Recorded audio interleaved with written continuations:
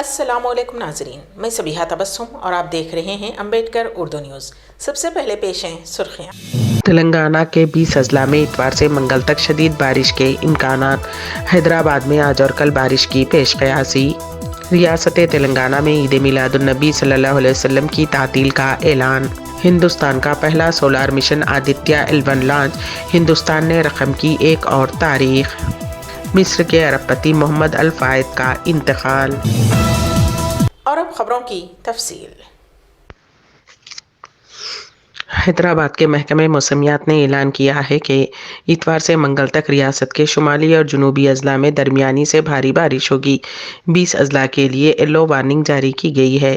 اس میں کہا گیا ہے کہ ہفتے کو کچھ اضلاع میں گرج چمک کے ساتھ بارش کے امکانات ہیں۔ خلیج بنگال میں ہوا کے دباؤ میں کمی کے باعث بارشیں ہوں گی۔ کے ناگرتنا ڈائریکٹر محکمہ موسمیات حیدرآباد نے کہا کہ ہفتہ اور اتوار کو حیدرآباد کے بعض علاقوں میں ہلکی سے درمیانی بارش کے امکانات ہیں۔ صبح کی دھند پائے جانے کے امکانات ہیں۔ جن 20 اضلاع میں اتوار سے منگل تک 3 دنوں تک شدید بارش کے امکانات ہیں، ان میں عادل آباد، آصف آباد، منچریال، نرمل، نظام آباد، جگتیال، سریسیلا، کریم نگر، پیدہ پلی، بھوپال پلی، ملگو، ورنگل، ہنمکونڈا، جن گاؤں، سدی پیٹ، وقارآباد، سنگاریڈی، میدک، کاماریڈی اور کوتاگوڑم شامل ہیں۔ Mohammed Imtiaz Ishaq, chairman Telangana state minority finance corporation نے تلنگانہ سکریٹریٹ میں اکنامک سپورٹ سسٹم کے تحت 100% سبسڈی والی مالی امداد کے چیکس کی تقسیم کے دوسرے مرحلے کے نفاذ کے سلسلے میں منعقد شدنی جائزہ اجلاس میں شرکت کی۔ اجلاس میں دوسرے مرحلے کے چیکس کی تقسیم بہت جلد شروع کرنے کا فیصلہ کیا گیا۔ جائزہ اجلاس کی صدارت وزیر کپل ایشور نے کی، جبکہ اجلاس میں دیگر معززین سید عمر جلیل IAS ریٹائرڈ سیکریٹری حکومت اقلیتی بہبود محکمہ کانتی ویسلی IAS و دیگر نے شرکت کی۔ اجلاس کے دوران سلائی مشینوں کی تقسیم کا پروگرام جو کہ ضلع جگتیال میں منعقد ہونے کا امکان ہے، اس پر بھی تبادلہ خیال کیا گیا اور 8 ستمبر کو وزیر کپل ایشور اس کا افتتاح انجام دیں گے۔ الحاج نواب محمد کاظم علی خان مرحوم بانی و صدر امبیڈکر نیشنل کانگریس و ایڈیٹر VOF کی 3ری برسی کے موقع پر مستحق افراد میں مفت راشن و طعام کا اہتمام کیا گیا۔ کاظم علی خان صاحب کے فرزند و کاظم علی خان ٹرسٹ کے بانی نواب کرار علی خان صاحب نے بتایا کہ نواب کاظم علی خان صاحب آج بھی عوام کے دلوں میں زندہ ہیں اور انہوں نے اپنی زندگی قوم کی خدمت میں وقف کر دی تھی۔ 31 اگست 2023 14 صفر المظفر بروز جمعرات کو 3ری برسی منائی گئی۔ حیدرآباد کے اولڈ MLA کوارٹرز کے پاس درخت گرنے کی وجہ سے ایک آٹو ڈرائیور کی موت ہو گئی۔ آج دوپہر اولڈ MLA کوارٹر سے گزرنے والے آٹو پر ایک بڑا درخت گر پڑا۔ اس حادثے میں آٹو ڈرائیور غوث کی موقع پر ہی موت ہو گئی۔ حادثے کے بعد اس مصروف ترین سڑک پر ٹریفک جام ہو گئی۔ اطلاع ملتے ہی ٹریفک پولیس اور GHMC کے حکام نے وہاں پہنچ کر سڑک سے درخت اور آٹو کو ہٹایا، جس کے بعد ٹریفک بحال ہوئی۔ اس حادثے میں آٹو ڈرائیور کی ہلاکت کی اطلاعات ہیں، البتہ زخمیوں کا فوری طور پر پتہ نہیں چل سکا۔ یہ معلوم نہیں ہوا ہے کہ حادثے کے وقت آٹو میں مسافرین سوار تھے یا نہیں۔ متعلقہ پولیس مصروف تحقیقات ہے۔ آٹو ڈرائیور کی نعش کو پوسٹ مارٹم کے لیے عثمانیہ جنرل ہاسپٹل کے مردہ خانہ منتقل کر دیا گیا۔ فوری طور پر اس بات کا پتہ نہیں چل سکا کہ یہ حادثہ کس طرح پیش آیا، کیونکہ شہر میں تیز ہواؤں کے ساتھ بارش بھی نہیں ہوئی تھی۔ حکومت کی جانب سے عید میلاد النبی صلی اللہ علیہ وسلم کی تعطیل کا اعلان کیا گیا ہے۔ سرکاری ذرائع کے مطابق 28 ستمبر کو عید میلاد النبی صلی اللہ علیہ وسلم کی تعطیل رہے گی۔ چند دن قبل ہی ماہ ستمبر میں بینکوں کی تعطیلات کا اعلان کرتے ہوئے 28 ستمبر کو عید میلاد النبی صلی اللہ علیہ وسلم کی تعطیل کا اعلان کیا گیا تھا۔ اس کے بعد اب ریاستی حکومت کی جانب سے میلاد النبی صلی اللہ علیہ وسلم کی تعطیل کا اعلان کیا گیا ہے۔ واضح رہے کہ نہ صرف ملک بھر میں بلکہ خاص طور پر شہر حیدرآباد میں عید میلاد النبی صلی اللہ علیہ وسلم کا انتہائی عقیدت و احترام کے ساتھ اہتمام کیا جاتا ہے۔ تلنگانہ حکومت نے سینئر IPS عہدیدار وی ستیہ نارائنا کو نظام آباد کا پولیس کمشنر مقرر کیا ہے۔ چیف سیکریٹری شانتی کماری نے جمعہ کو اس سلسلے میں احکامات جاری کیے۔ فی الحال وی ستیہ نارائنا رچکونڈا کمشنریٹ کے جوائنٹ CP کے طور پر کام کر رہے ہیں۔ چیف سیکریٹری نے کہا کہ یہ احکامات فوری طور پر نافذ العمل ہوں گے، چونکہ نظام آباد کمشنر پولیس کا عہدہ کچھ مہینوں سے خالی ہے۔ Nirmal SP CH Praveen Kumar incharge CP کے طور پر انچارج ہیں، جس کے پیش نظر حکومت نے مستقل کمشنر کی تقرری کے احکامات جاری کیے ہیں۔ تلنگانہ کے کورٹلہ ٹاؤن میں سافٹ ویئر انجینئر دیپتی کی موت مشتبہ نہیں بلکہ اس کی چھوٹی بہن چندنا اور اس کے بوائے فرینڈ شیخ عمر نے مل کر گلا گھونٹ کر اس کا قتل کر دیا تھا۔ ضلع جگتیال SP بھاسکر نے میڈیا کانفرنس سے خطاب کرتے ہوئے دیپتی کی چھوٹی بہن چندنا کی انجینئرنگ کی تعلیم کے دوران اپنے کلاس میٹ شیخ عمر سے محبت ہو گئی تھی اور یہ دونوں انجینئرنگ کی تکمیل کے بعد شادی کرنے کا فیصلہ کیا تھا، جس کے لیے رقم کی ضرورت تھی۔ ضلع SP بھاسکر نے 28 اگست کو چندنا کے گھر والے حیدرآباد گئے ہوئے تھے اور گھر میں چندنا اور اس کی بڑی بہن دیپتی تھی۔ چندنا نے حیدرآباد میں رہنے والے شیخ عمر کو اس کی اطلاع دی اور بتایا کہ گھر میں رقم اور سونا بھی موجود ہے، جس پر عمر حیدرآباد سے کار میں کورٹلہ پہنچ گیا اور رات دیر گئے چندنا نے دیپتی کے سو جانے کے بعد عمر کو گھر میں بلایا۔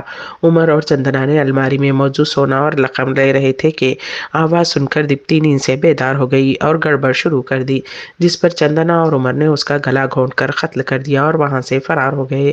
پولیس نے ان دونوں کو گرفتار کر لیا ہے اور مزید پوچھ تاچھ جاری ہے۔